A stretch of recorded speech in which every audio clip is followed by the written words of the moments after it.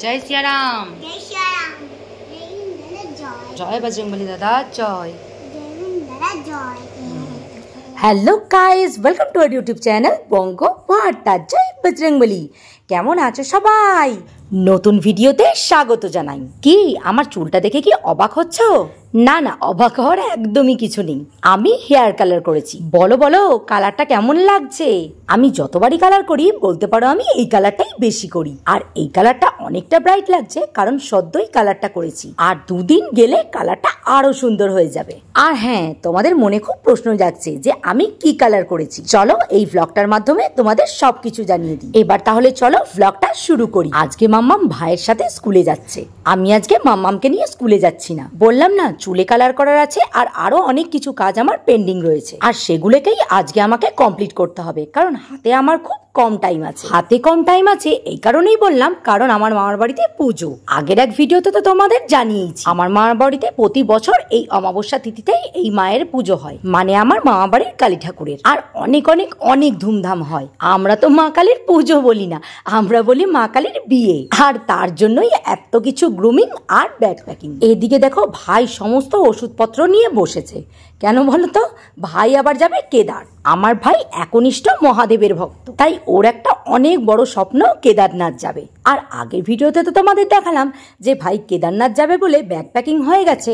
আর এখন দেখো টুকটাক যেই ওষুধপত্র হ্যাডা ব্যাডা সেইগুলোই প্যাকিং করছে। এরপর আমি মাম্মা আসার আগেই মামা বাড়ি যাবো বলে ব্যাগটা প্যাকিং করে নিলাম, কারণ ও থাকলে না ভীষণ বিরক্ত করে আর ও না থাকলে না আমাদের কাজগুলো খুব তাড়াতাড়ি এগিয়ে যায়। ভাই কেদারনাথ যাবে বলে একটা ঘর তৈরি করেছিল, ওই ঘরের মধ্যে প্রতিদিন টাকা রাখতো। ওর কেদারনাথ যাওয়ার জন্য যে ওর কত বড় স্বপ্ন সেটা তো এই টাকাগুলো দেখলেই বোঝা যাচ্ছে। কত দিন ধরে এই টাকাগুলোকে জমিয়েছে, এই টাকাগুলো দিয়ে এখন কেদারনাথ যাবে। ও যে কি হ্যাপি কি বলবো এই টাকাগুলো যখন একসাথে দেখেছে। বললাম না আমার ভাই মহাদেবের ভক্ত।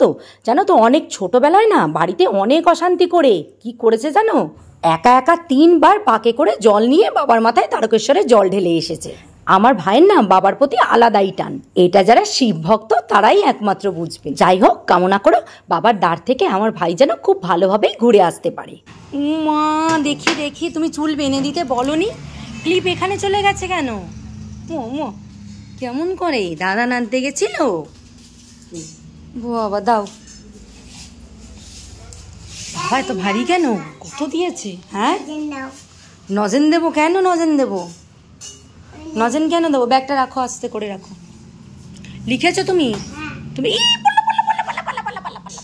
সর্বনাশ আমার দিয়েছে রে। যাও হাত পা মুখ ধুয়ে এসো, যাও ঝট কর। আচ্ছা সবাই চুলগুলো কত লাফালাফি করেছি, মাথার চুলগুলো কি অবস্থা। আজকে কি মাম্মা হাতির 5 পা দেখেছো? হাতির 5 পা না 10 পা? ও 10 পা দেখেছে। আচ্ছা ঠিক আছে, হাত পা ধুয়ে আসো, হ্যান্ড ওয়াশ। এবার কি লিখেছে কে জানে, দেখি কি লিখেছিস। লিখেছিস দেখি কি লিখেছিস। ওরে বাবারি, ক্ষয়াকার কি লিখেছে? ক্ষয়াকারে খা, ক্ষয়সী খি, ক্ষয় দীর্ঘি খি।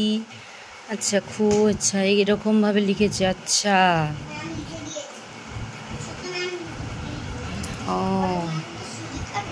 আচ্ছা আচ্ছা এইটুকু লিখেছো? এইটুকু লিখেছে। আচ্ছা আমাকে ছোট ম্যাম পড়িয়ে দিয়েছে। ও সবাই নিচে নিজে পড়েছো, তুমি ছোট ম্যামের কাছে পড়েছো? ও কেন তুমি নিজে নিজে পড়তে পারো না? না পারি না। কেন?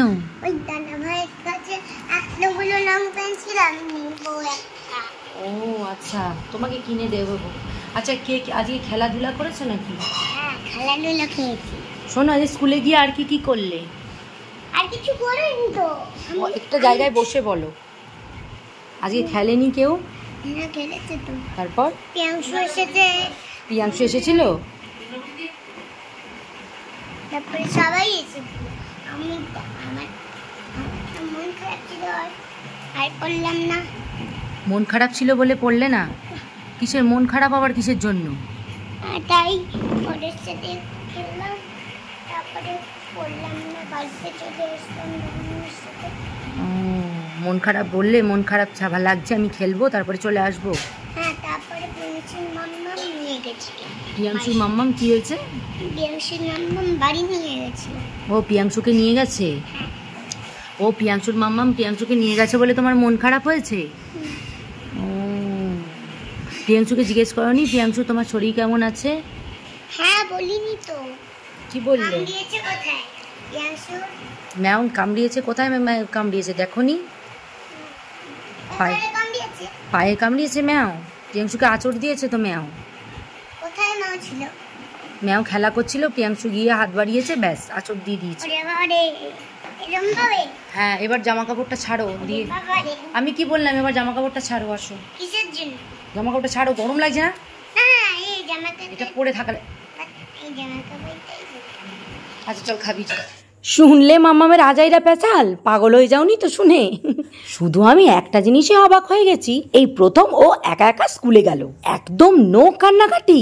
এটা ভাবা যায়? যাই হোক এবার খাওয়া দাওয়া করে চলো বসে পড়েছি চুলের কালার করতে। এ দেখো আমি স্ট্রিক্সের হেয়ার কালার করব, তো আমি এখানে নিয়ে নিয়েছি স্ট্রিক্সের 0.6 কালারটা। দেখলে তো এটা একদমই রেড। এবার চলো চুলটাকে সবার ফার্স্ট ভালো করে আঁচড়ে নিয়ে পার্ট পার্ট ওয়াইজ ভাগ করিনি। আর এই যে দেখছো দুটো লেয়ার, এই লেয়ার দুটোর মধ্যেই আমি বেশি কালারটা করি, তো দুদিকে লেয়ারগুলো এভাবে বেঁধে নিই। এরপর দেখো আমি কালার বক্সটা আনবক্সিং করছি। এটার মধ্যে একটা ক্রিম আর একটা ডেভেলপার আছে, আর তার সাথে ডেমো দেওয়া আছে যে হাউ টু ইউজ, তুমি কি করে অ্যাপ্লাই করবে, আর আছে 2 পাতা কন্ডিশনার, আর আছে 2টো গ্লাভস।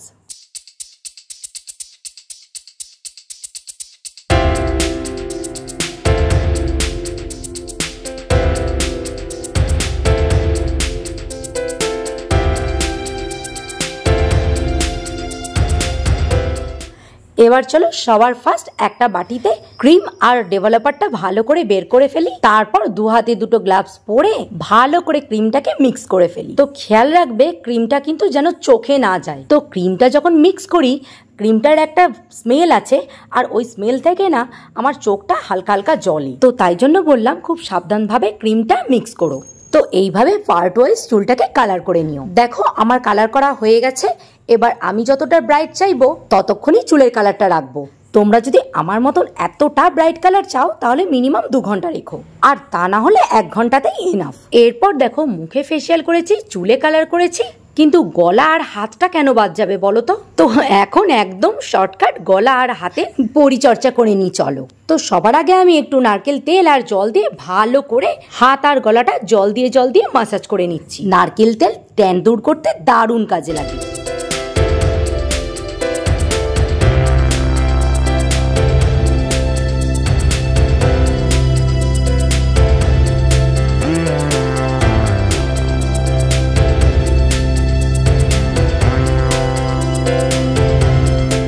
এরপর আমি ইউজ করছি ট্যান রিমুভাল ক্রিম, আর এটাও অ্যাপ্লাই করার পর মিনিমাম 20 মিনিট রাখতে হবে। ততক্ষণ চলো যেই গ্রিন টিটা এনেছি সেই গ্রিন টিটা আরাম করে খেয়ে নিই।